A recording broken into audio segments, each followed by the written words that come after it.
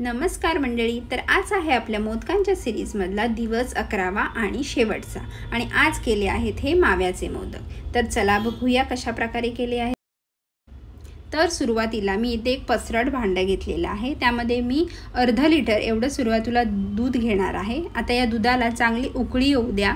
उकळी आल्यानंतर गॅसचा फ्लेम लो करायचा आहे आणि मी पुन्हा एकदा 1 कप एवढं दूध घेते, म्हणजे अर्धा लिटर आणि 1 कप एवढं मी दूध यासाठी वापरलं होतं।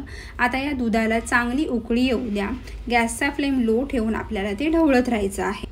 आता यानंतर हे तापलेलं दूध याच्यातून मी 3 चमच बाजूला काढते आणि त्यामध्ये आपल्याला केसर भिजत ठेवायचं आहे। केसर मावा मोदक आपण बेसिकली हे बनवणार आहोत, तर त्यासाठी थोड्याशा गरम दुधामध्ये ह्या केसरच्या काड्या मी घालणार आहे आणि हे बाउल आपण बाजूला ठेवूया साधारणतः 5 मिनिटासाठी, म्हणजे चांगला कलर त्याचा दुधामध्ये उतरेल आणि ते आपण नंतर यामध्ये ॲड करू। आता इथे दाखवल्याप्रमाणे हे जे बाजूचं दूध आहे ना, जे लागत जाईल आपल्या पॅनला, ते अशा प्रकारे काढत जायचे आणि या दुधामध्ये मिक्स करत जायचे। आपल्याला हे दूध पूर्णपणे आटवून घ्यायचं आहे, म्हणजे साधारणतः इथे मी 20 ते 25 मिनिटांनंतर बघते, तर इथे हे एवढ्या दुधाची क्वांटिटी झालेली आहे। आपल्याला हे ढवळतच राहायचं आहे, म्हणजे बाजूला हे जे दूध लागतं ते सुकू नाही द्यायचं आहे, ते काढून काढून त्या दुधामध्ये अशा प्रकारे मिक्स करायचं आहे। आता यानंतर मी इथे हे दूध जे होतं आपण केसर भिजवलेलं ते यामध्ये ॲड करते। त्याआधी आपण चांगल्या प्रकारे ढवळून घेऊया।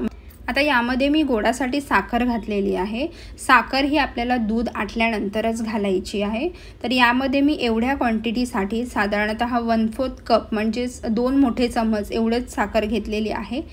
जास्त गोड हवं असेल तर अजूनही घेऊ शकता। आता हे चांगलं मिक्स झाल्यानंतर यामध्ये थोडीशी चव येण्यासाठी मी अजून यामध्ये वेलची पावडर टाकलेली आहे। तर हे अशा प्रकारे चांगलं ढवळत जायचं आहे आणि क्वांटिटी त्याची कमी करत जायची। ही प्रोसेस जर हाय फ्लेमवर करायची असेल तर ढवळत राहायची आहे। आता इथे कलर बघू शकता किती छान आलेला आहे तो केसरमुळे। तर इथे अजून ओलावा आहे, यामध्ये दूध शिल्लक आहे। त्यानंतर शेवटचं आपण यामध्ये थोडीशी तूप घालणार आहोत।